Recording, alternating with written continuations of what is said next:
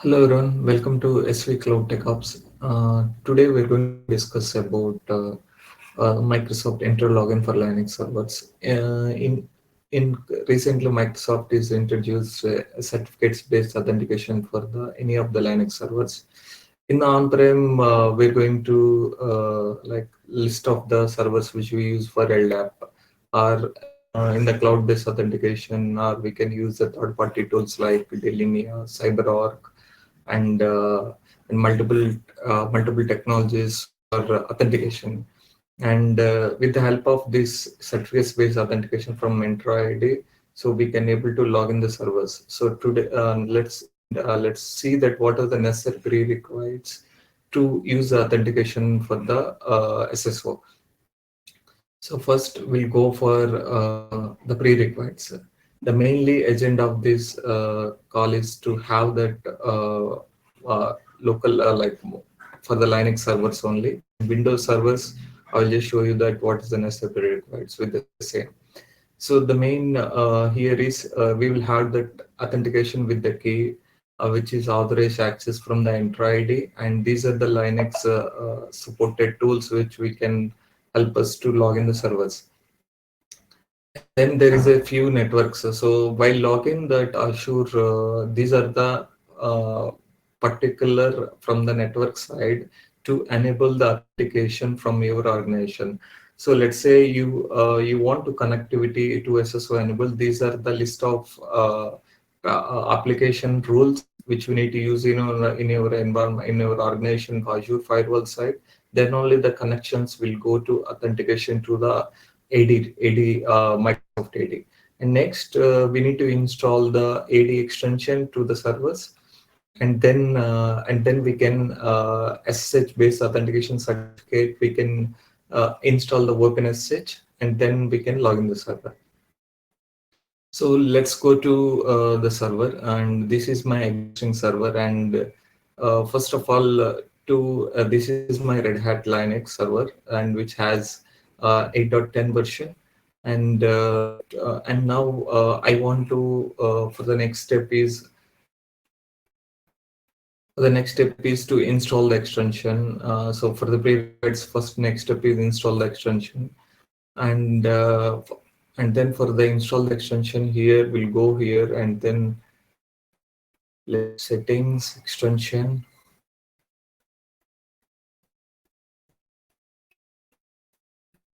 See, in our scenario, the extension is already installed. Let's say you want to install the extension from the fresh setup, or we can use this click and then next, and then it will install the extension.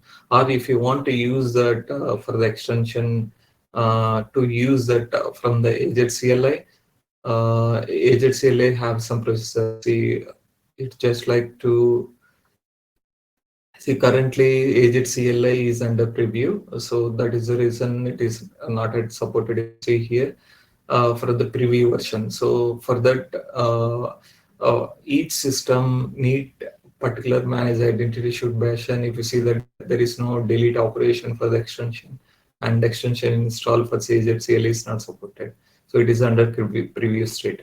And if I extension got installed, and then next step is to have that uh, in IAM policy, we need that like what is the role which we need to assign for the reader and for the root access. For the root access, it's required this VM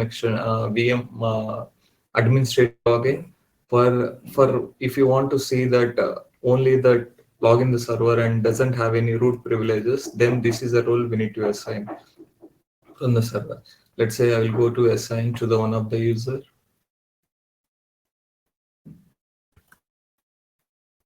See, I clicked on this one, and currently the database access also in preview. So soon it will also release. So let's assign to the user. Currently I have one user, so I am assigning to that user itself, and then review and assign. So as part of the both particular roles is assigned, and my network is enabled from my extension. And let's say I will go to here, and then I'll follow the steps. So first of all, whenever this authentication, so first we need to have the CLI should be installed with this SH. So let's go here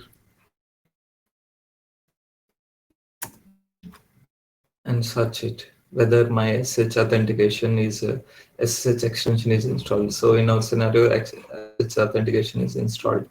And next is like this way we already completed this step, and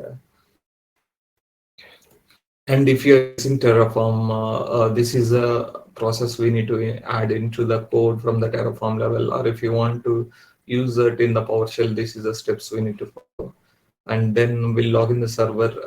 There is recently Microsoft is released a Bastion without any public IP, so you can deploy your Bastion without any public IP.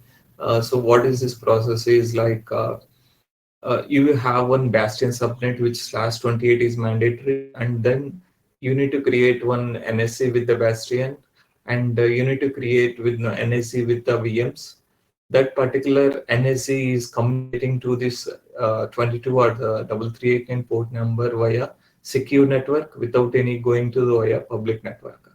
So if you see here, I created the Bastion with subnet within the same network and have a dedicated Bastion subnet with having some. For this login process, it's required have the Bastion should be in premium state. Then only you can log in the server. You can log in the server using Bastion. So let's go to, so I assigned the role and I have installed the extension.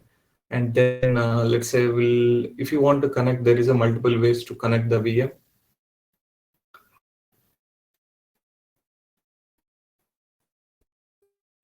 Let's say if you see here, this is a new process which is enabled for Entra ID login, or if you want to log in the key vault or the password or local file, there is a multiple process. So so currently we are enabling the Entra ID, and automatically the Bastion is going to connect this and then to log in the server.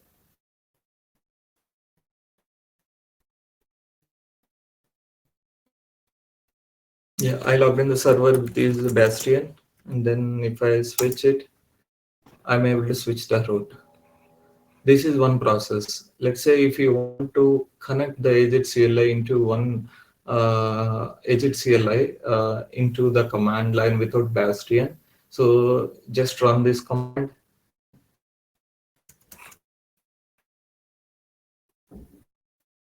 So what is my RG? What is my VM?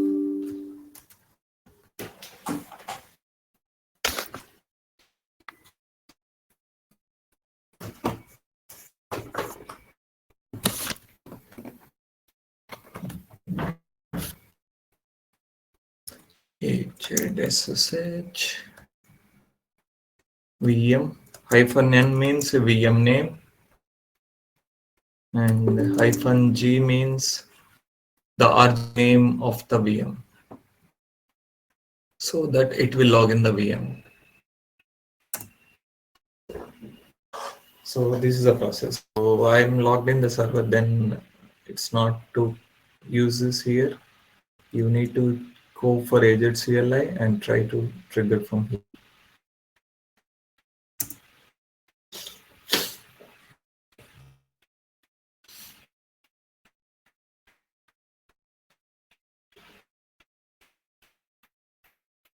I logged in the VM and I'm able to switch the route. Easily, I'm able to authenticate with the server using my ID without any password. I logged in with the same ID to the Azure portal and same authentication which is connected from the VM. So before that, before while doing that, the setup of the VM, so we have created the script called and the script like will check all the necessary requirements to have that RG and virtual network and the Bastion and Bastion RG, whether security groups is enabled from Bastion NSE to the particular VNet RG for the VM NSE. So we have created one script, and the script will going to handle this all energy rules, whether my Bastion is exist, whether my Bastion and Bastion IP, and then check the whether what is this VM and what is this VM IP, and gathering that particular IP to the login the VMs, and then to the connector. So like that, I created the script to create the VMs and to create all the necessary rules into the file, and then so currently the premium SKU is supported to log in the VMs as, if you see, this is my Bastion. In my Bastion, I created with the standard. So standard is not supported currently. And if you want to use that authentication with the premium only currently supported. And if you want to log in the server using uh, Bastion subnet, so you need to use this native client support. And there is a Bastion, one more new feature called shareable IP. So what is this meaning is, so let's say if you want to have that, if you enable this Bastion, then there is a one feature called shareable IP. So what is that means is it will have that one link to the authentication Bastion. So we don't need to wait for the link to have that in place and do that necessary authentication to the Bastion itself. And another one case to log in the Bastion, either you can use that Bastions using the command line itself to the VM, and I just created with that created a command, and then if you see here, this is my Bastion sh, and this is Bastion name, and then the Bastion RG, and this is my target server, like which server you want to log in with authentication ID. So once I trigger this command, it will going to generate the necessary certificate and copy to the server and log in there. So this is a process is going to handle during the process. The certificate generation is the first time, and then it doesn't require much time to log in the server. Let's say if you want to connect to the Windows server, here instead of SSH, the RDP will be enabled. That's it. There is nothing much changes with the Windows servers.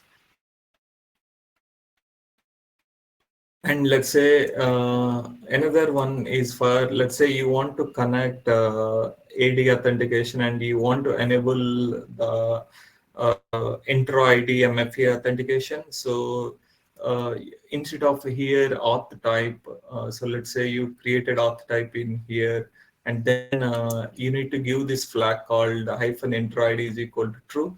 Then in that process, it will ask your Entra ID true. And to connect Entra ID, the OTP authentication or MFA authentication will reach out, and then once it is approved, you can log in the server. This is the process which we can follow for Entra ID login.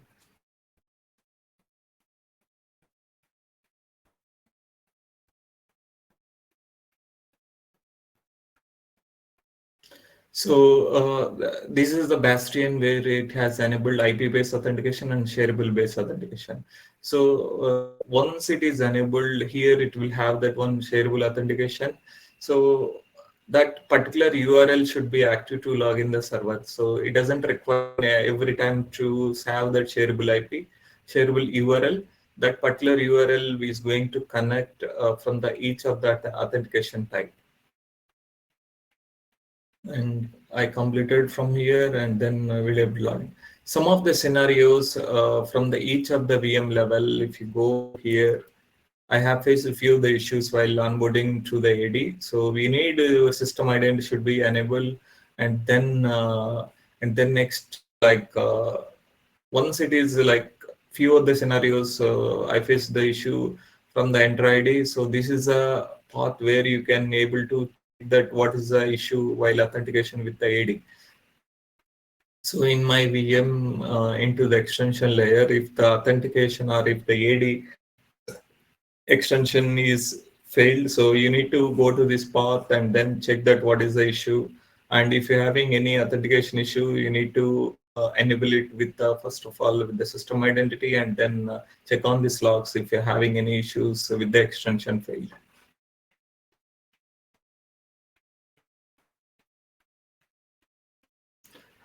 And there are few things where you need to have the mandatory for few scenarios, like these are the troubleshooting document, like if you're having any authentication paired with the denied with this VMs, this is what you follow with the steps while logging the server. Thank you everyone. I hope you like this video. Please like and subscribe to our channel. Thank you.